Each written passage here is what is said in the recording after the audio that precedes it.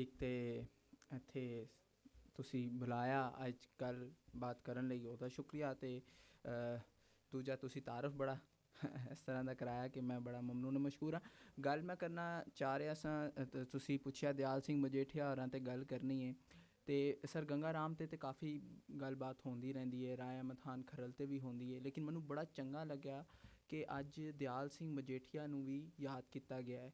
ਲੋਕ ਜਿਹੜੇ ਇੱਥੇ ਬੈਠੇ ਨੇ ਉਹਨਾਂ ਨੂੰ ਇਹ ਤਾਂ ਪਤਾ ਹੋਣਾ ਹੈ ਕਿ ਦਿਆਲ ਸਿੰਘ ਮਜੀਠੀਆ ਦੇ ਨਾਂ 'ਤੇ ਦਿਆਲ ਸਿੰਘ ਕਾਲਜ ਹੈ ਲਾਹੌਰ ਵਿੱਚ, ਦਿਆਲ ਸਿੰਘ ਲਾਇਬ੍ਰੇਰੀ ਤੋਂ ਵੀ ਇਸਤਫਾਦਾ ਕੀਤਾ ਹੋਣਾ ਵੀਰਾਂ ਨੇ, ਅਹਿਬਾਬ ਨੇ, ਲੇਕਿਨ ਉਹਨਾਂ ਦਾ ਜਿਹੜਾ ਇੱਕ ਇਹ ਰੁਖ ਹੈ, ਲੇਕਿਨ ਇਹਦਾ ਤਾਂ ਪਤਾ ਹੈ ਸਾਨੂੰ, ਲੇਕਿਨ ਬਹੁਤ ਸੇ ਐਸੇ ਪਹਿਲੂ ਨੇ। ਜਿਵੇਂ ਮੈਂ ਤੁਹਾਨੂੰ ਇੱਕ ਸਤਰ ਵਿੱਚ ਜੇ ਤਾਰਫ ਕਰਾਵਾਂ, ਦਿਆਲ ਸਿੰਘ ਮਜੀਠੀਆ ਕੌਣ ਹੈ, ਮੇਰੇ ਕੋਲੋਂ ਜਦੋਂ ਕਿਹਾ ਗਿਆ ਕਿ ਮੈਂ ਉਹਨਾਂ ਦਾ ਤਾਰਫ ਕਰਾਵਾਂ, ਅਤੇ ਤੁਸੀਂ ਸਾਡੇ ਲਾਹੌਰ ਦੇ ਵੱਡੇ ਇਦਾਰਿਆਂ ਦਾ, ਬਲਕਿ ਪੰਜਾਬ ਦੇ ਵੱਡੇ ਇਦਾਰਿਆਂ ਦਾ ਤੁਸੀਂ ਵੇਖ ਲਓ, ਨੌਬਾਦਿਆਤੀ ਪੰਜਾਬ ਦੇ ਅਤੇ ਕਿਹੜੇ ਵੱਡੇ ਇਦਾਰੇ ਸਨ। ਯਾਨੀ ਕਿ ਤੁਸੀਂ ਵੇਖੋ ਕਿ ਸਰ ਗੰਗਾ ਰਾਮ ਦਾ ਜਿਹੜਾ ਹਸਪਤਾਲ ਸੀ, ਬਹੁਤ ਘੱਟ ਲੋਕਾਂ ਨੂੰ ਪਤਾ ਹੈ ਕਿ ਸਰ ਗੰਗਾ ਰਾਮ ਦੇ ਹਸਪਤਾਲ ਲਈ ਜ਼ਮੀਨ ਜਿਹੜੀ ਸੀ ਉਹ ਦਿਆਲ ਸਿੰਘ ਮਜੀਠੀਆ ਹੋਰਾਂ ਨੇ ਡੋਨੇਟ ਕੀਤੀ ਸੀ, ਇਹਦਾ ਬਹੁਤ ਘੱਟ ਜ਼ਿਕਰ ਹੁੰਦਾ ਹੈ। ਫਿਰ ਤੁਸੀਂ ਵੇਖੋ ਮਿਊ ਹਸਪਤਾਲ ਦੇ ਲਈ ਜ਼ਮੀਨ ਦੀ ਜਿਹੜੀ ਵੱਡੀ ਡੋਨੇਸ਼ਨ ਸੀ ਉਹ ਦਿਆਲ ਸਿੰਘ ਮਜੀਠੀਆ ਹੋਰਾਂ ਨੇ ਦਿੱਤੀ ਸੀ।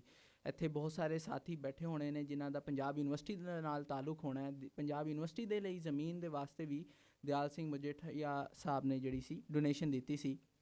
ਅਤੇ ਇੱਥੋਂ ਹੀ ਮੈਂ ਗੱਲ ਤੋਰਾਂਗਾ ਕਿ ਦਿਆਲ ਸਿੰਘ ਮਜੀਠੀਆ ਦਾ ਐਜ਼ ਏ ਜਿਹੜਾ ਰਫਾਆਮਾ ਦਾ ਕੰਮ ਹੈ ਉਹ ਤਾਂ ਕਾਫੀ ਸਾਰਾ ਹੈ, ਲੇਕਿਨ ਜਿਸ ਪਹਿਲੂ 'ਤੇ ਮੈਂ ਮਖਸੂਸ ਗੱਲ ਕਰਨਾ ਚਾਹੁੰਦਾ ਉਹ ਇਹ ਕਿ ਪੰਜਾਬ ਵਿੱਚ ਜਦੋਂ ਅੰਗਰੇਜ਼ ਦੇ ਦੌਰ ਵਿੱਚ ਜਦੀਦ ਤਾਲੀਮ ਦੀ ਗੱਲ ਹੋਈ ਅਤੇ ਉਹਦੇ ਵਿੱਚ ਦਿਆਲ ਸਿੰਘ ਮਜੀਠੀਆ ਦਾ ਬੜਾ ਰੋਲ ਹੈ। ਦਿਆਲ ਸਿੰਘ ਮਜੀਠੀਆ ਹੋਰੀ ਪੰਜਾਬ ਦੀ ਬਾਕਾਇਦਾ ਜਦੋਂ ਅੰਗਰੇਜ਼ ਕਾਬਜ਼ ਹੋਇਆ ਉਸ ਤੋਂ 1 ਸਾਲ ਪਹਿਲਾਂ ਪੈਦਾ ਹੋਏ, ਆਪ ਜਿਹੜੇ ਸਨ ਮਿਸ਼ਨ ਸਕੂਲ ਵਿੱਚ ਪੜ੍ਹੇ, ਫਿਰ ਬਾਹਰ ਕਾਫੀ ਦੌਰੇ ਕੀਤੇ, ਪੈਰਿਸ ਰਹੇ, ਇੰਗਲੈਂਡ ਰਹੇ, ਅਤੇ ਦਿਆਲ ਸਿੰਘ ਸਾਹਿਬ ਨੂੰ ਹਮੇਸ਼ਾ ਜਿਹੜਾ ਸੀ ਨਾ ਇੱਕ ਦੁੱਖ ਸੀ, ਤੁਸੀਂ ਕਹਿ ਲਓ ਕਿ ਇੱਥੇ ਪੰਜਾਬ ਦਾ ਜਿਹੜਾ ਜਵਾਨ ਹੈ ਉਹਨੂੰ ਉਹ ਅੰਗਰੇਜ਼ ਦੇ ਬਰਾਬਰ ਬਹਿ ਕੇ ਗੱਲ ਨਹੀਂ ਕਰ ਸਕਦਾ।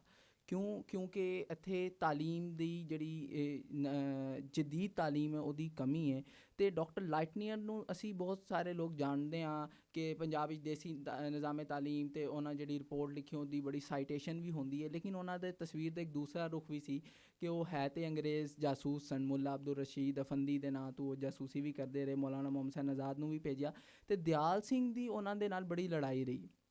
ਹੁਣ ਇਹ ਗੱਲ ਬੜੀ ਦਿਲਚਸਪ ਹੈ ਕਿ ਦਿਆਲ ਸਿੰਘ ਨੇ ਕਿਹਾ ਕਿ ਜਦੋਂ ਪੰਜਾਬ ਯੂਨੀਵਰਸਿਟੀ ਬਣਨੀ ਸੀ ਅਤੇ ਡਾਕਟਰ ਲਾਈਟਨੀਅਰ ਨੇ ਕਾਫੀ ਉਹਨੂੰ ਤਨਕੀਦ ਦਾ ਨਿਸ਼ਾਨਾ ਬਣਾਇਆ, ਅਤੇ ਦਿਆਲ ਸਿੰਘ ਨੇ ਕਿਹਾ ਕਿ ਨਹੀਂ, ਸਾਨੂੰ ਇੱਥੇ ਦੇ ਪੰਜਾਬ ਦੇ ਨੌਜਵਾਨ ਨੂੰ ਵੀ ਅੰਗਰੇਜ਼ੀ ਤਾਲੀਮ ਦੇਣੀ ਹੈ ਤਾਂ ਕਿ ਉਹ ਅੱਗੇ ਵਧੇ, ਉਹ ਅੰਗਰੇਜ਼ ਦੇ ਨਾਲ ਬਹਿ ਕੇ ਗੱਲ ਕਰ ਸਕੇ, ਖਲੋ ਸਕੇ, ਅਤੇ ਸਾਨੂੰ ਇਸ ਦੀ ਵੀ ਲੋੜ ਹੈ। ਹੁਣ ਉਹਨਾਂ ਦੀ ਸ਼ਖਸੀਅਤ ਨੂੰ ਸਮਝਣ ਲਈ ਤੁਸੀਂ ਵੇਖੋ, ਜਦੋਂ ਉਹਨਾਂ ਵਸੀਅਤ ਕੀਤੀ ਤਾਂ ਫਸਟ ਕਲਾਸ ਆਰਟਸ ਕਾਲਜ ਬਣਾਇਆ ਦੇ ਵਸੀਅਤ ਕੀਤੀ। ਉੱਥੇ ਉਹਨਾਂ ਕਿਹਾ ਕਿ ਇੱਥੇ ਜਿਹੜੇ ਦਿਆਲ ਸਿੰਘ ਜੀ ਆਪ ਸਨ ਉਹ ਸੰਸਕ੍ਰਿਤ, ਹਿੰਦੀ, ਉਰਦੂ, ਅਰਬੀ, ਫਾਰਸੀ ਵੀ ਜਾਣਦੇ ਸਨ, ਅਤੇ ਉੱਥੇ ਉਹਨਾਂ ਕਿਹਾ ਕਿ ਇੱਥੇ ਦਿਓ ਤਾਲੀਮ।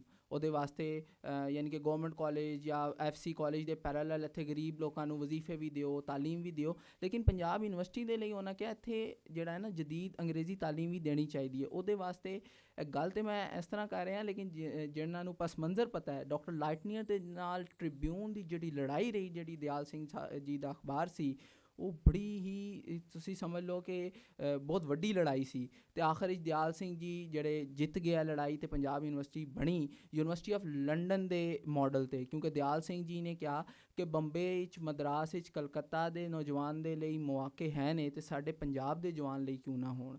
ਅਤੇ ਉਹਨਾਂ ਪੰਜਾਬ ਯੂਨੀਵਰਸਿਟੀ ਦੇ ਲਈ ਪੂਰੀ ਜੰਗ ਲੜੀ, ਅਤੇ ਉਹ ਪੰਜਾਬ ਯੂਨੀਵਰਸਿਟੀ ਆਫ ਲੰਡਨ ਦੇ ਮਾਡਲ 'ਤੇ ਬਣੀ। ਅਤੇ ਮੈਨੂੰ ਬੜਾ ਅਫਸੋਸ ਹੈ ਕਿ ਪੰਜਾਬ ਯੂਨੀਵਰਸਿਟੀ ਦੇ ਵੀ ਬੇਸ਼ਤਰ ਤਾਲਬ ਇਲਮ ਕਿ ਉਸਤਾਦ ਵੀ ਨਹੀਂ ਜਾਣਦੇ ਕਿ ਦਿਆਲ ਸਿੰਘ ਮਜੀਠੀਆ ਹੋਰਾਂ ਦਾ ਕੀ ਕੰਟਰੀਬਿਊਸ਼ਨ ਸੀ ਪੰਜਾਬ ਯੂਨੀਵਰਸਿਟੀ ਦੇ ਲਈ। ਫਿਰ ਉਹਨਾਂ ਈਵਨ ਜ਼ਮੀਨ ਵੀ ਡੋਨੇਟ ਕੀਤੀ ਉਹਦੇ ਲਈ।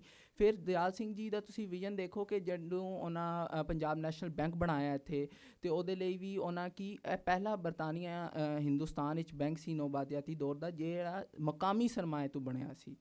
ਅਤੇ ਉਹਨਾਂ ਦਾ ਵਿਜ਼ਨ ਵੇਖੋ ਹੁਣ ਫਿਰ ਦਿਆਲ ਸਿੰਘ ਜੀ ਜਿਹੜੇ ਸਨ ਉਹ ਦੋਸਤਾਂ ਨੂੰ ਪਤਾ ਹੋਣਾ ਬ੍ਰਾਹਮੋ ਸਮਾਜ ਦੇ ਨਾਲ ਬੜਾ ਗਹਿਰਾ ਤਾਲੁਕ ਸੀ। ਰਾਜਾ ਰਾਮ ਮੋਹਨ ਰਾਏ ਜੀ ਜਿਹੜਾ ਬੰਗਾਲ ਰੈਨਾਸਾਂ ਆਇਆ ਉਹਦੇ ਤੋਂ ਬੜੇ ਮੁਤਾਸਰ ਵੀ ਰਹੇ, ਅਤੇ ਉਹਨਾਂ ਰਾਮ ਮੋਹਨ ਰਾਏ ਹਾਲ ਵੀ ਬਣਵਾਇਆ। ਅਤੇ ਜਿਹੜਾ ਹੁਣ ਸਾਡਾ ਮਜੀਠੀਆ ਹਾਲ ਹੈ ਜਿਹੜਾ ਹੋਸਟਲ ਬਣਾਇਆ ਜਿਹਨੂੰ ਹੁਣ ਅਸੀਂ ਹਾਜੀ ਕੈਂਪ ਕਹਿੰਦੇ ਹਾਂ, ਉਹ ਵੀ ਉਹਨਾਂ ਦੀ ਦੇਣ ਹੈ। ਫਿਰ ਤੁਸੀਂ ਉਹਨਾਂ ਦੀ ਸ਼ਖਸੀਅਤ ਤਾਲੀਮ ਦੇ ਨਾਲ ਉਹਨਾਂ ਦੀ ਜੁੜਤ ਵੇਖੋ ਕਿ ਜਿਹਨੂੰ ਸਰ ਸੈਦ ਆਏ।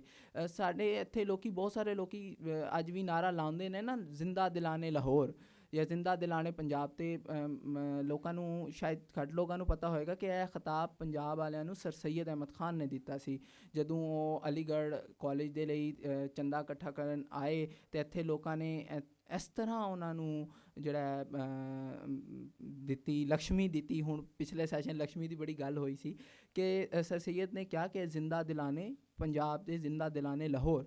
ਅਤੇ ਉਹਨਾਂ ਦਾ ਇਸਤਕਬਾਲ ਕਰਨ ਲਈ ਦਿਆਲ ਸਿੰਘ ਮਜੀਠੀਆ ਹੋਰੀ ਗਏ ਸਨ ਬਰਕਤ ਅਲੀ ਖਾਨ ਬਹਾਦਰ ਬਰਕਤ ਅਲੀ ਦੇ ਨਾਲ। ਅਤੇ ਸਰ ਸੈਦ ਇੰਨੇ ਮੁਤਾਸਰ ਹੋਏ ਦਿਆਲ ਸਿੰਘ ਮਜੀਠੀਆ ਤੋਂ ਕਿ ਉਹਨਾਂ ਨੇ ਬਾਕਾਇਦਾ ਦਿਆਲ ਸਿੰਘ ਦਾ ਜ਼ਿਕਰ ਹੈ ਅਤੇ ਅਲੀਗੜ੍ਹ ਵਿੱਚ ਉਹ ਚਾਹੁੰਦੇ ਸਨ ਕਿ ਮਜੀਠੀਆ ਹਾਲ ਬਣੇ। ਤੁਸੀਂ ਹੁਣ ਮੈਂ ਉਹਦਾ ਤੁਸੀਂ ਇੱਕ ਛੋਟੀ ਜਿਹੀ ਗੱਲ ਨਾਲ ਉਹਦਾ ਅੰਦਾਜ਼ਾ ਲਾ ਸਕਦੇ ਹੋ ਕਿ 1350 ਰੁਪਏ ਉਸ ਵੇਲੇ ਬਹੁਤ ਵੱਡੀ ਰਕਮ ਸੀ ਜਮ੍ਹਾਂ ਹੋਈ। ਉਹਦੇ ਵਿੱਚ ਇਕੱਲੇ 500 ਰੁਪਏ ਜਿਹੜੇ ਸਨ ਉਹ ਦਿਆਲ ਸਿੰਘ ਮਜੀਠੀਆ ਹੋਰਾਂ ਨੇ ਡੋਨੇਟ ਕੀਤੇ ਸਨ ਅਲੀਗੜ੍ਹ ਯੂਨੀਵਰਸਿਟੀ ਦੇ ਲਈ। ਅਤੇ ਫਿਰ ਦਿਆਲ ਸਿੰਘ ਮਜੀਠੀਆ ਹੋਰਾਂ ਦਾ ਜਿਹੜਾ ਤੁਸੀਂ ਵੇਖੋ ਕਿ ਉਹਨਾਂ ਨੇ ਇੱਥੇ ਜਿਹੜਾ ਕਾਲਜ ਹੈ ਉਹ ਤਾਂ 1910 ਵਿੱਚ ਬਣਿਆ। ਅਤੇ ਲੇਕਿਨ ਉਸ ਤੋਂ ਪਹਿਲਾਂ ਯੂਨੀਅਨ ਅਕੈਡਮੀ ਦੇ ਨਾਂ ਤੋਂ ਉਹਨਾਂ ਨੇ ਇੱਕ ਤਾਲੀਮੀ ਅਦਾਰੇ ਦੀ ਨੀਂਹ ਰੱਖੀ, ਉਹਨੂੰ ਵਧਾਇਆ ਅੱਗੇ।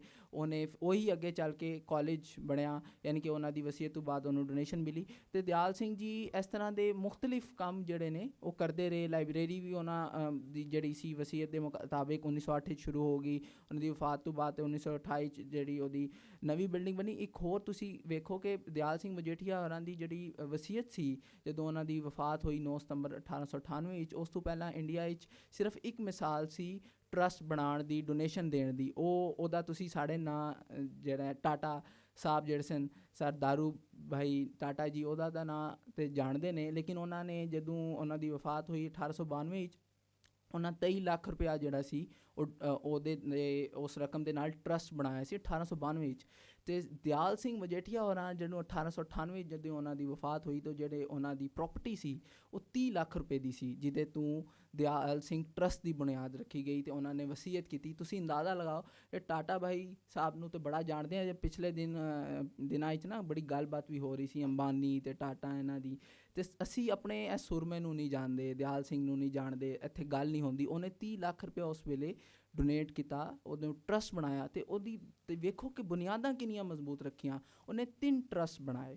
ਪਹਿਲਾ ਟਰਸਟ ਉਹਨੇ ਬਣਾਇਆ ਦਿਆਲ ਸਿੰਘ ਟਰਸਟ ਪਬਲਿਕ ਲਾਇਬ੍ਰੇਰੀ ਦੇ ਵਾਸਤੇ, ਅਤੇ ਉਹਨੇ ਆਪਣੀ ਵਫਾਤ ਤੋਂ 3 ਸਾਲ ਪਹਿਲਾਂ ਹੀ ਆਪਣੀ ਸਾਰੀ ਪ੍ਰੋਪਰਟੀ ਪਲੈਜ ਕਰਕੇ ਉਹਦੀ ਵਿਲ ਲਿਖਵਾ ਛੱਡੀ ਸੀ 1895 ਵਿੱਚ।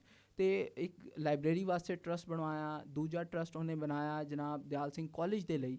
ਅਤੇ ਤੀਜਾ ਟਰਸਟ ਉਹਨੇ ਬਣਾਇਆ ਟ੍ਰਿਬਿਊਨ ਅਖਬਾਰ ਦੇ ਲਈ, ਕਿਉਂਕਿ ਉਹ ਚਾਹੁੰਦਾ ਸੀ ਕਿ ਇੱਥੇ ਜਿਹੜਾ ਪੰਜਾਬ ਦੇ ਲੋਕਾਂ ਦਾ ਬਿਆਨੀਆ ਹੈ ਉਹ ਬਾਜ਼ੁਬਾਨ ਅੰਗਰੇਜ਼ੀ ਪਹੁੰਚੇ ਲੋਕਾਂ ਤੱਕ, ਯਾਨੀ ਕਿ ਉਹ ਗੱਲ ਵੀ ਹੋਏ। ਅਤੇ ਫਿਰ ਤੁਸੀਂ ਉਹਨਾਂ ਦਾ ਹੁਣ ਤੁਸੀਂ ਇੱਕ ਇਮੇਜ ਆਉਂਦਾ ਨਾ ਕਿ ਦਿਆਲ ਸਿੰਘ ਜੀ ਜਿਹੜੇ ਸਨ ਉਹ ਤਾਂ ਸ਼ਾਇਦ ਕੋਈ ਅੰਗਰੇਜ਼ਾਂ ਦੇ ਨਾਲ ਸਨ ਜਾਂ ਅੰਗਰੇਜ਼ੀ ਤਾਲੀਮ ਦੀ ਗੱਲ ਕਰ ਰਹੇ ਨੇ। ਲੇਕਿਨ ਉਹਨਾਂ ਦੀ ਤਸਵੀਰ ਦਾ ਦੂਸਰਾ ਰੁਖ ਵੇਖੋ ਕਿ ਜਦੋਂ ਵਾਇਸ ਰਾਏ ਦੀ ਉਹਨਾਂ ਲਾਰਡ ਸਾਹਿਬ ਦੀ ਬਲਕਿ ਉਹਨਾਂ ਨੂੰ ਬੁਲਾਇਆ ਜਾਂਦਾ ਹੈ ਸ਼ਾਹੀ ਏਜ, ਅਤੇ ਉਹਨਾਂ ਕਦੇ ਸ਼ਿਰਕਤ ਨਹੀਂ ਕੀਤੀ। ਫਿਰ ਉਹਨੂੰ ਜਦੋਂ ਕੁਈਨ ਵਿਕਟੋਰੀਆ ਦੀ ਵਿਜ਼ਟਰ ਬੁੱਕ ਲਾਹੌਰ ਵਿੱਚ ਆਉਂਦੀ ਹੈ ਅਤੇ ਉਹਨਾਂ ਨੂੰ ਸੱਦਿਆ ਜਾਂਦਾ ਹੈ ਅਤੇ ਉਹ ਕਹਿੰਦੇ ਨੇ ਮੈਂ ਨਹੀਂ ਸ਼ਿਰਕਤ ਕਰਨੀ। ਅਤੇ ਤੁਹਾਨੂੰ ਮਜ਼ਾਹਮਤ ਦੇ ਪਹਿਲੂ ਵੀ ਉਹਨਾਂ ਦੀ ਸ਼ਖਸੀਅਤ ਮਿਲਣਗੇ। ਲੇਕਿਨ ਉਹ ਚਾਹੁੰਦੇ ਸਨ ਕਿ ਪੰਜਾਬ ਦਾ ਨੌਜਵਾਨ ਜਿਹੜਾ ਹੈ, ਪੰਜਾਬ ਦਾ ਜਿਹੜਾ ਜਵਾਨ ਹੈ ਉਹ ਤਾਲੀਮ ਹਾਸਲ ਕਰੇ, ਅੱਗੇ ਵਧੇ, ਨਾਲ ਬਹਿ ਕੇ ਗੱਲ ਕਰ ਸਕੇ। ਉਹਦੇ ਲਈ ਉਹਨਾਂ ਕਾਲਜ ਬਣਾਇਆ, ਉਹਦੇ ਲਈ ਉਹਨਾਂ ਲਾਇਬ੍ਰੇਰੀ ਦੇ ਵਾਸਤੇ ਬੁਨਿਆਦਾਂ ਰੱਖੀਆਂ, ਉਹਦੇ ਲਈ ਉਹਨਾਂ ਅਖਬਾਰ ਕੱਢਿਆ। ਅਤੇ ਉਹ ਚਾਹੁੰਦੇ ਸਨ ਅਖਬਾਰ ਮੁਸਤਕਿਲ ਬੁਨਿਆਦਾਂ 'ਤੇ ਚੱਲਦਾ ਰਹੇ ਤਾਂ ਕਿ ਪੰਜਾਬ ਦੀ ਜਿਹੜੀ ਆਵਾਜ਼ ਹੈ ਉਹ ਅੱਗੇ ਪਹੁੰਚੇ ਵੀ, ਕਿਉਂਕਿ ਉਹਨਾਂ ਦੀ ਜ਼ੁਬਾਨ ਤਾਂ ਅੰਗਰੇਜ਼ੀ ਹੈ। ਉਹ ਤਾਂ ਨਹੀਂ ਇੱਥੇ ਮੁਕਾਮੀ ਅਖਬਾਰਾਂ ਨੂੰ ਸਨੱਬ ਵੀ ਕਰਦੇ ਸਨ, ਵਾਇਸਿਸ ਸੈਂਸਰ ਵੀ ਕਰਦੇ ਸਨ। ਅਤੇ ਉਹਨਾਂ ਟ੍ਰਿਬਿਊਨ ਨੂੰ ਮਰਕਜ਼ ਬਣਾਇਆ। ਅਤੇ ਨੈਸ਼ਨਲ ਬਲਕਿ ਪੰਜਾਬ ਵਿੱਚ ਸਿਆਸਤ ਲਿਆਉਣ ਵਾਲੇ ਜਿਹੜੀ ਇੰਡੀਅਨ ਨੈਸ਼ਨਲ ਕਾਂਗਰਸ ਦੇ ਵੀ ਰਹੇ ਪੰਜਾਬ ਬ੍ਰਾਂਚ ਦੇ ਪ੍ਰੈਜ਼ੀਡੈਂਟ ਰਹੇ। ਅਤੇ ਇਹਨਾਂ ਨੇ ਬਲਕਿ ਬਰੈਡਲਾ ਹਾਲ ਦਾ ਤੁਹਾਨੂੰ ਮਜ਼ਾਮਤ ਦਾ ਇੱਕ ਹੋਰ ਪਹਿਲੂ ਦੱਸਦੇ ਹਾਂ ਕਿ ਬਰੈਡਲਾ ਹਾਲ ਜਿਹੜਾ ਬਣਿਆ ਸੀ ਉਹ ਬਰੈਡਲਾ ਹਾਲ ਦੀ ਨੀਂਹ ਸ਼ਾਇਦ ਘੱਟ ਲੋਕਾਂ ਨੂੰ ਪਤਾ ਹੋਏ ਕਿਵੇਂ ਰੱਖੀ ਗਈ। ਜਦੋਂ ਕਾਂਗਰਸ ਦਾ ਇਜਲਾਸ ਹੋਇਆ ਅਤੇ ਉਹ ਦਿਆਲ ਸਿੰਘ ਮਜੀਠੀਆ ਹੋਰਾਂ ਨੇ ਕਰਵਾਇਆ, ਉਹਦੀ ਇੰਨੀਆਂ ਟਿਕਟਾਂ ਫਰੋਖਤ ਹੋਈਆਂ ਕਿ 10,000 ਰੁਪਇਆ ਜਿਹੜਾ ਹੈ ਬਚ ਗਿਆ। ਉਹਨਾਂ ਸੋਚਿਆ ਕਿ ਕੀ ਕੀਤਾ ਜਾਵੇ, ਅਤੇ ਦਿਆਲ ਸਿੰਘ ਮਜੀਠੀਆ ਹੋਰਾਂ ਨੇ ਫਿਰ ਇੱਕ ਹਾਲ ਦਾ ਪ੍ਰਪੋਜ਼ਲ ਦਿੱਤਾ ਅਤੇ ਉਹਨਾਂ ਦੇ ਗੱਲਬਾਤ ਹੋਈ। ਅਤੇ ਕਿਉਂਕਿ ਇਸ ਤੋਂ ਪਹਿਲਾਂ ਟ੍ਰਿਬਿਊਨ ਦਾ ਦਫ਼ਤਰ ਸੀ ਜਿੱਥੇ ਸਿਆਸੀ ਜਲਸੇ ਪੰਜਾਬੀ ਕਰਦੇ ਸਨ। ਪੰਜਾਬੀਆਂ ਦੇ ਲਈ ਜ਼ਾਹਿਰ ਹੈ ਜਿਮ ਖਾਨਾ ਤੇ ਉਹ ਕਰ ਨਹੀਂ ਸਕਦੇ ਸਨ, ਅਤੇ ਨਾ ਲਾਰੈਂਸ ਹਾਲ ਵਿੱਚ ਜਾ ਸਕਦੇ ਸਨ, ਨਾ ਮਿੰਟਗੁਮਰੀ ਹਾਲ ਜਾ ਸਕਦੇ ਸਨ। ਅਤੇ ਜਿਹੜਾ ਬਰੈਡਲਾ ਹਾਲ ਹੈ ਜਿੱਥੋਂ ਫਿਰ ਅੱਗੇ ਚੱਲ ਕੇ ਲਾਲਾ ਲਾਜਪਤ ਰਾਏ ਨੇ ਨੈਸ਼ਨਲ ਕਾਲਜ ਬਣਾਇਆ, ਜਿਹੜਾ ਰੈਜ਼ਿਸਟੈਂਸ ਦਾ ਹੱਬ ਰਿਹਾ ਬਾਅਦ ਵਿੱਚ, ਜਾਂ ਫਿਰ ਤੁਸੀਂ ਕਹਿ ਲਓ ਜਿੱਥੋਂ ਸੁਖਦੇਵ, ਰਾਜਗੁਰੂ ਜਾਂ ਭਗਤ ਸਿੰਘ ਜੀ ਦੇ ਜਿੱਥੇ ਉਹ ਪੜ੍ਹੇ ਜਾਂ ਉਹਨਾਂ ਦੇ ਨਾਅਰੇ ਬਾਅਦ ਵਿੱਚ ਵੀ ਬੁਲੰਦ ਹੁੰਦੇ ਰਹੇ, ਉਹਦੀ ਵੀ ਪਿੱਛੇ ਜਿਹੜੀ ਸੋਚ ਸੀ, ਫਿਕਰ ਸੀ ਜਾਂ ਬੁਨਿਆਦ ਸੀ, ਉਹ ਵੀ ਦਿਆਲ ਸਿੰਘ ਮਜੀਠੀਆ ਰੱਖ ਕੇ ਗਿਆ ਸੀ। ਅਤੇ ਦਿਆਲ ਸਿੰਘ ਮਜੀਠੀਆ ਦੀ ਸ਼ਖਸੀਅਤ ਦੇ ਇੰਨੇ ਰੰਗ ਨੇ ਕਿ ਫਿਰ ਦਿਆਲ ਸਿੰਘ ਜੀ ਤੁਸੀਂ ਵੇਖੋ ਕਿ ਗੋਲਡਨ ਟੈਂਪਲ ਦੀ ਜਿਹੜੀ ਪ੍ਰਬੰਧਕ ਕਮੇਟੀ ਹੈ 30 ਸਾਲ ਤੱਕ ਉਹਦੇ ਮੈਂਬਰ ਰਹੇ। ਫਿਰ ਦਿਆਲ ਸਿੰਘ ਜੀ ਸਨ, ਉਹਨਾਂ ਦਾ ਸਿਰਫ ਲਾਹੌਰ ਵਿੱਚ ਦੀ ਉਹਨਾਂ ਇਦਾਰੇ ਨਹੀਂ ਬਣਾਏ, ਖਾਲਸਾ ਕਾਲਜ ਅੰਮ੍ਰਿਤਸਰ ਵੇਖ ਲਓ, ਉਹਨਾਂ ਦੇ ਹੋਰ ਜਿਹੜੇ ਹਿੰਦ ਦੇ ਸ਼ਹਿਰ ਨੇ ਉਹਦੇ ਵੀ ਉਹਨਾਂ ਨੇ ਮੁਖਤਲਿਫ ਡੋਨੇਸ਼ਨਸ ਦੇ ਕੇ ਜਿਹੜੇ ਨੇ ਇਦਾਰੇ ਜਿਹੜੇ ਨੇ ਬਣਾਏ ਨੇ। ਦਿੱਲੀ 'ਚ ਵੀ ਦਿਆਲ ਸਿੰਘ ਕਾਲਜ ਹੈ, ਉਹ ਉਹਨਾਂ ਦੇ ਨਾਂ ਤੋਂ ਬਾਅਦ ਬਣਾ। ਫਿਰ ਟ੍ਰਿਬਿਊਨ ਪਾਰਟੀਸ਼ਨ ਤੋਂ ਬਾਅਦ ਇੰਡੀਆ ਚਲਾ ਗਿਆ, ਚੰਡੀਗੜ੍ਹ ਤੋਂ ਹੁਣ ਤੱਕ ਨਿਕਲਦਾ ਹੈ, ਅਤੇ ਉਹਨਾਂ ਵੀ ਫਿਰ ਉਹਨਾਂ ਦੇ ਨਾਂ 'ਤੇ ਮੁਖਤਲਿਫ ਇਦਾਰੇ ਬਣਾਏ। ਅਤੇ ਦਿਆਲ ਸਿੰਘ ਜੀ ਦਾ ਜਿਹੜਾ ਕੰਮ ਹੈ ਉਹ ਤਾਂ ਕਾਫੀ ਸਾਰਾ ਹੈ, ਅਤੇ ਅੱਗੇ ਜੇ ਸਾਡੇ ਸਾਮੀਨ ਉਹਦੇ 'ਤੇ ਸਵਾਲ ਕਰਨਗੇ ਤਾਂ ਅਸੀਂ ਹੋਰ ਉਹਨਾਂ ਦੀ ਸ਼ਖਸੀਅਤ ਦੀ ਪਰਤਾਂ 'ਤੇ ਗੱਲ ਕਰਨ ਦੀ ਕੋਸ਼ਿਸ਼ ਕਰਾਂਗੇ। ਸ਼ੁਕਰੀਆ।